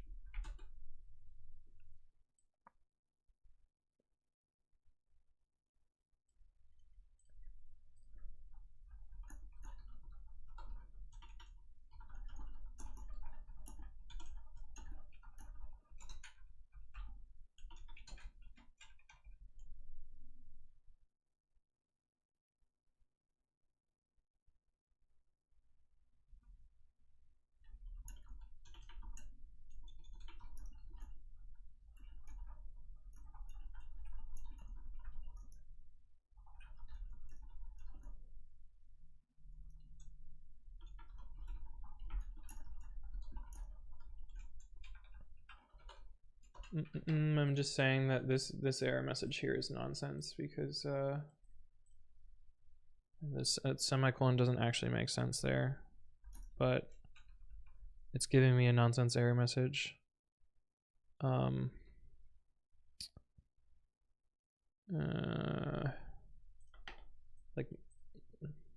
I think it should probably stop parsing when it finds an error here.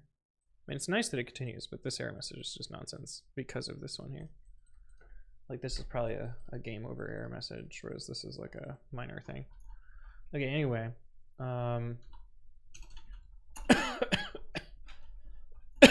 Let's get this right now.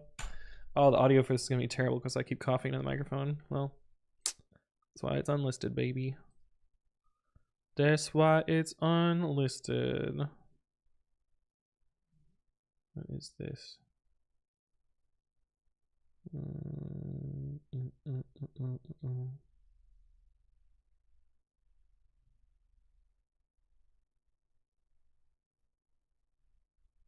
Oh, there's another fucking LM thing that people are talking about there. Okay, so let's get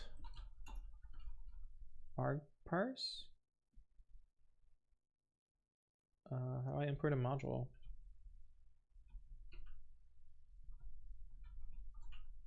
Why does this one need a semicolon, but this one does not? And if I put a semicolon here, is it an error? What the fuck? That's weird.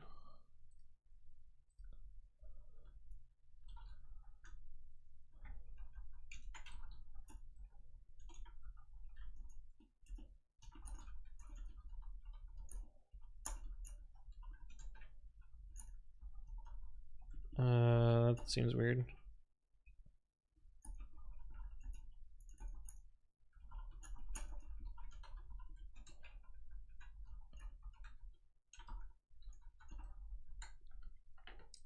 Anyway, let's try an arg parse. Parser equals arg parse dot argument parser.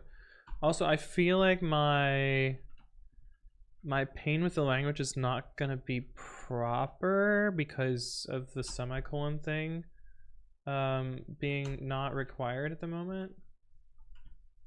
This is presumably a bug in the parser. This is just Python code. File names args equals plus. Obviously, I will be putting semicolons.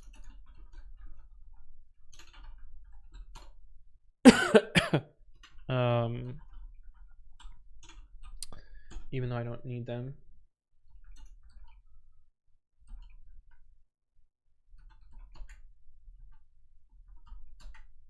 Cool. We have argument parsing working.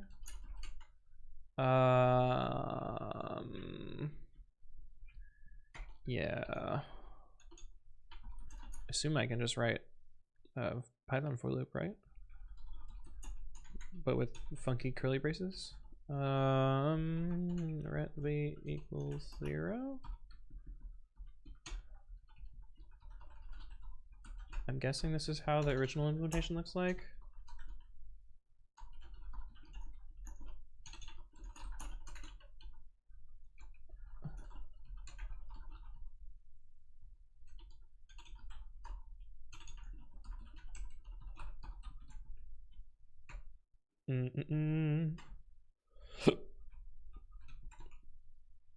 Sometimes the semicolons are necessary. Yeah, okay, so this seems just pretty normal to me. With open fname, I believe I need a plus. No, it should be WB plus? Maybe AB plus? AB plus? I need binary mode opened at the end of the file. Or I could seek. I think this is right.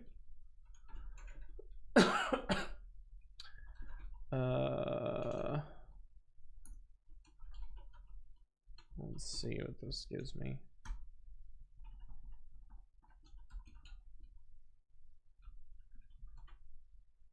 Yeah, that seems right. And then what?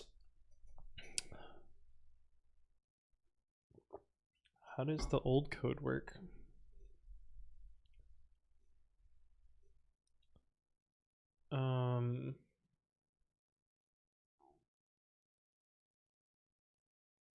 How much farther? how does the actual code work for this? It's super easy to do this for just new lines, but I know that it also handles Windows new lines. Or does it even need to handle Windows new lines? How does it work? What does it say in the README? I don't want to cheat by just looking at the code, because that... Make sure files end in a new line and only a new line. That doesn't actually tell me whether it handles Windows new lines. And it's supposed to fix it too. Huh. Well, if we only make it work for POSIX, then I guess I can test it, the actual implementation, without looking at the code. Echo-e foo.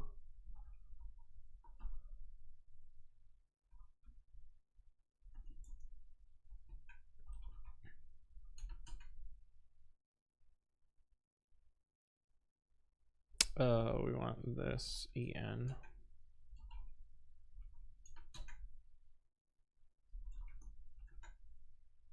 Just put a new line at the end. That seems easier to implement than what I was going to bother with.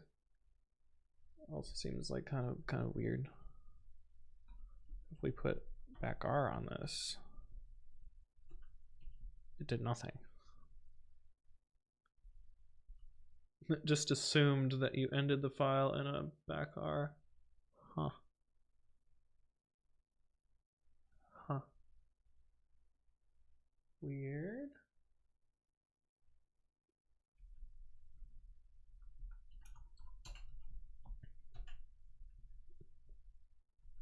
There's obviously something clever going on here, but I don't remember what it is.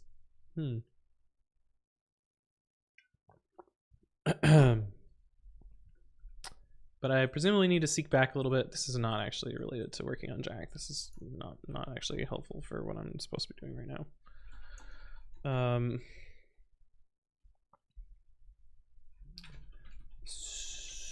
So I'm just gonna look at the logic. Because I'm pretty sure it's some amount of seeking, not the Pokemon.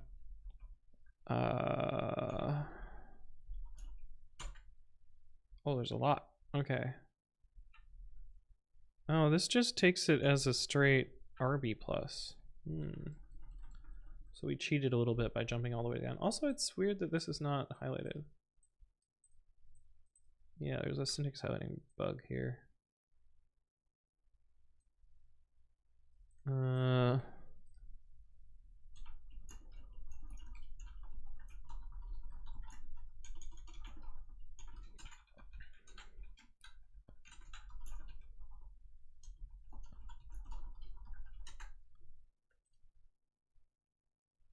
wonder if it's highlighted in the VS Code version. Anyway, yeah, so this one just takes the file and then seeks to the end anyway, which is fine. Okay, so reads the last character at the end of the file.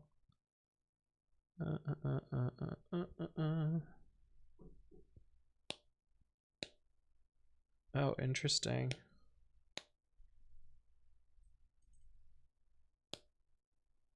Yeah, this is interesting. Okay, so it does actually not truly handle backend. It just says if we're in this, then we're good.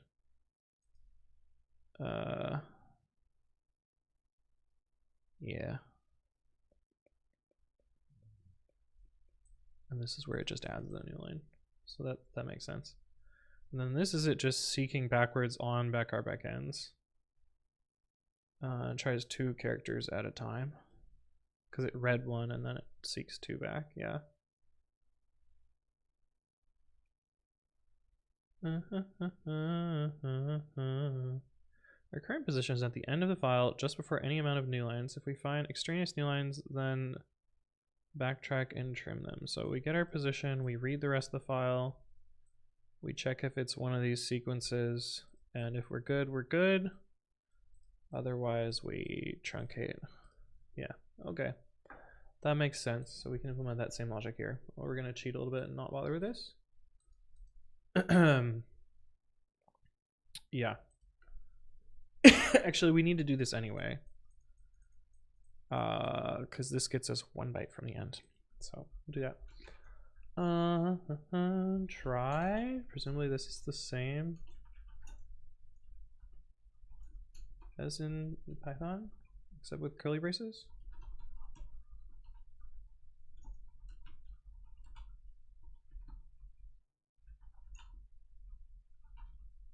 Presumably.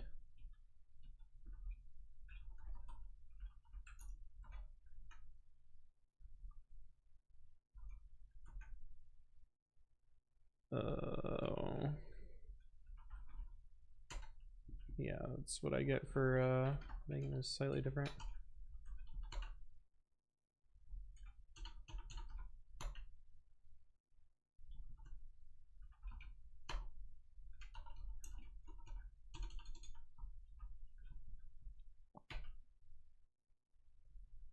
Okay. Yeah, this works. It says last character, but it's really last byte.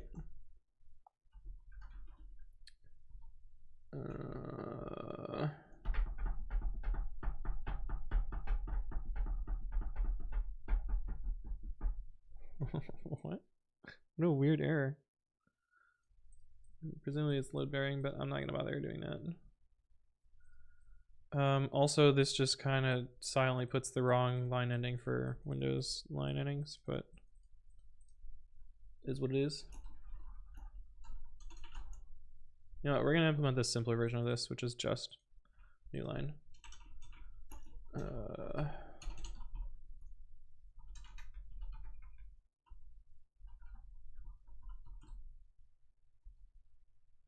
Do I need to truncate the file? I don't think so. Return 1. We made a change. Okay, so otherwise we need to... Otherwise we have the last thing, so we can say while... I'm curious if I put lowercase true, what does it do?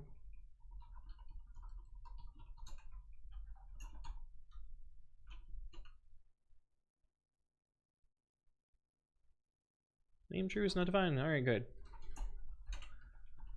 Because there's also the client mode where lower true is defined. Although we're not gonna be able to, because I'm not gonna spin up a thing there.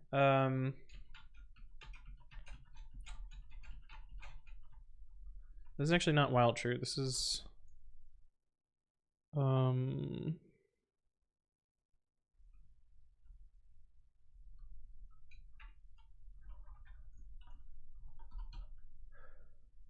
it's this while last byte equals this os dot or yeah f dot seek -1. Is it -1 or no? It should be -2. Oh, but we need to check. There I go with double slashes again.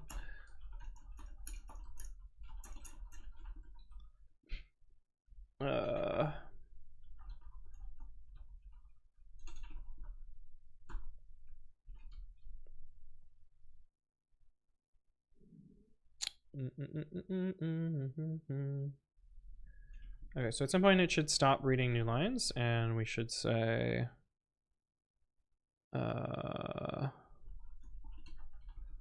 get the position and read to the end of the file. And if it's not this, then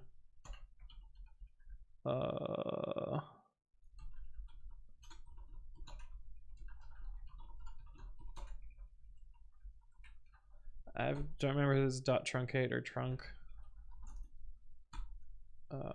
But something like that. No linters, yeah. Check exists. Says it's fine.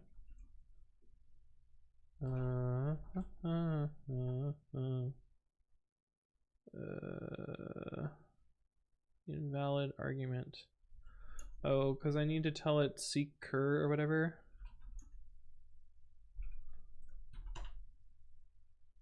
Seek cur, yeah.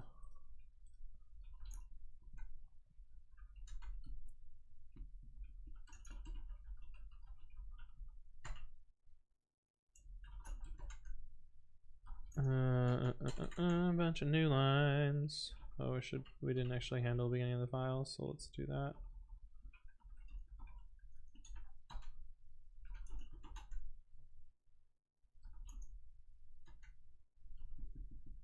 My logic must be wrong. What happens if I just put fucking breakpoint in here? What is it gonna do?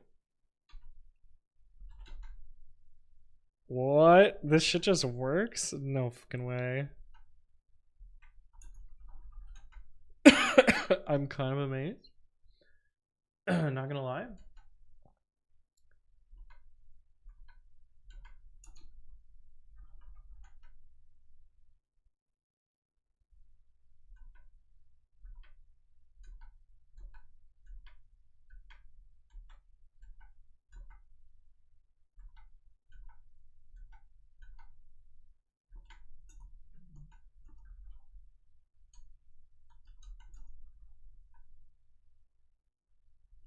Yeah, what the fuck? It should have gone through this, right?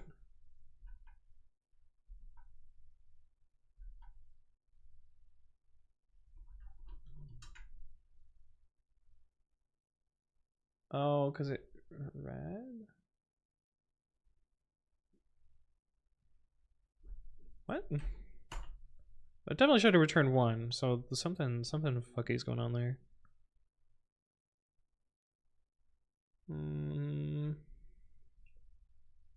Seek position plus len of sequence.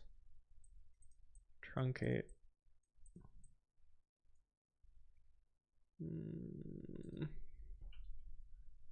I think it's because I did WB plus, and I should actually do RB plus.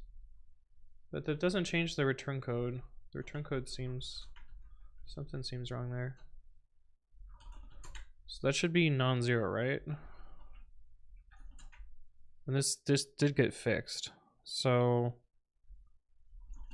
I think this doesn't work.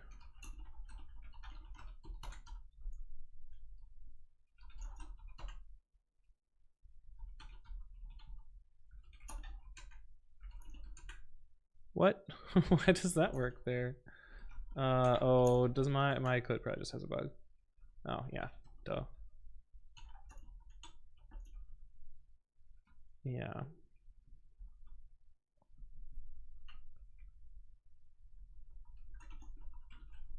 My code just has a bug.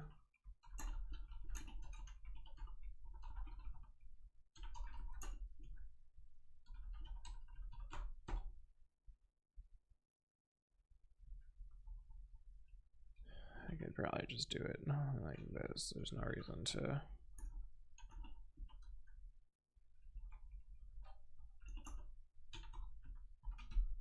Like, what did I do here? Oh. Works the same. Of course, this file is fixed now, but. Oh, and we didn't check if I actually preserved the error code properly. Okay. So we've implemented kind of a shitty version of this. We're obviously not bug for bug, and this still crashes because we're at the beginning of the file, but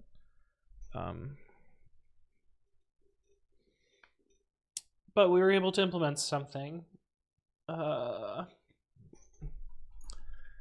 guess thoughts on it. So naively, we have more lines of code because of the curly braces. And I do remember reading somewhere in the docs that was like, oh, it's fewer lines of code, but the curly braces do definitely add to it. I personally feel like if you're targeting Python developers that they're going to be weirded out about semicolons and curly braces.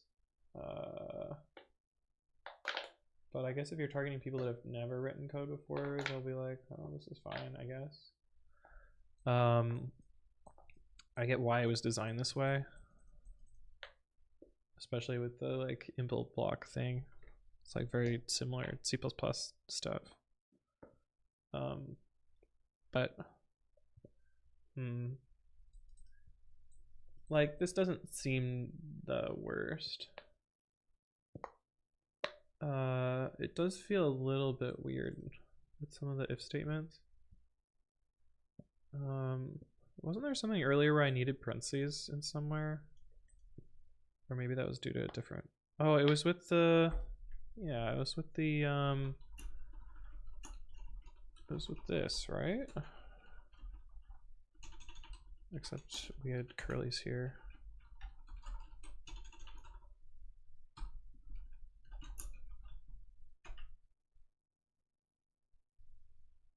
But let's just call it on itself. No, it must not have been that. What the fuck was it? Oh, it's because I had. It was because I had this, right?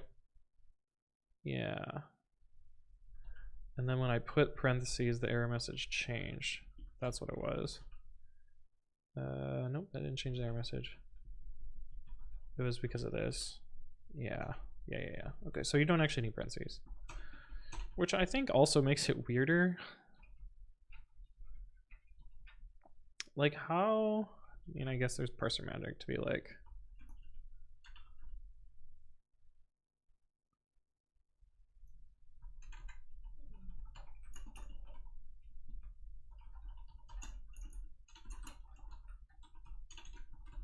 presumably there's parser magic to disambiguate that. But how does it know if you do this? Or this? Or this? I mean, I guess I just don't know anything about parsers.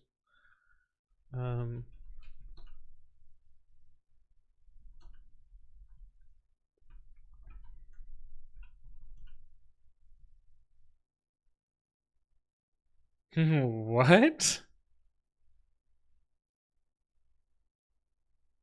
Oh, it tried to build a set. I see. Yeah, this is a set. This is a set literal. Python gives you the same thing. I was just like, what?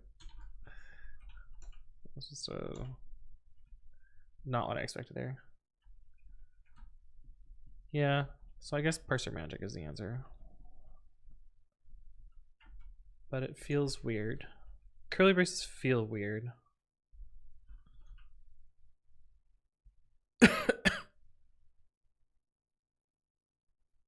Huh. It's a strange error message, but I guess it's better than it used to be. Jack just used to give like complete nonsense error messages before. Like when you did this. It was just like, I'm gonna give you a nonsense error message. I wonder if it still does. Unexpected token X. Unexpected semicolon at module level. We'll leave it out. Yeah, this seems better.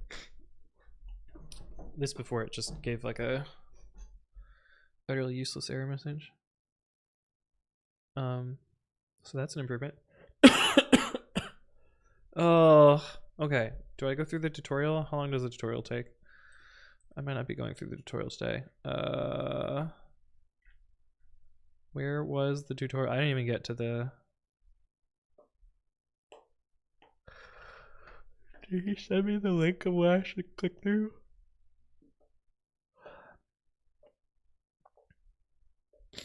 I forget. Oh. This one. This is what I should click through. I am not going to have time to go through this today. So I will do this another day. Because there is a whole lot going on here. Yeah, I'm not going to have time through this. So I think this is where I'm going to cut it off for today, and we'll do a part 2 of this.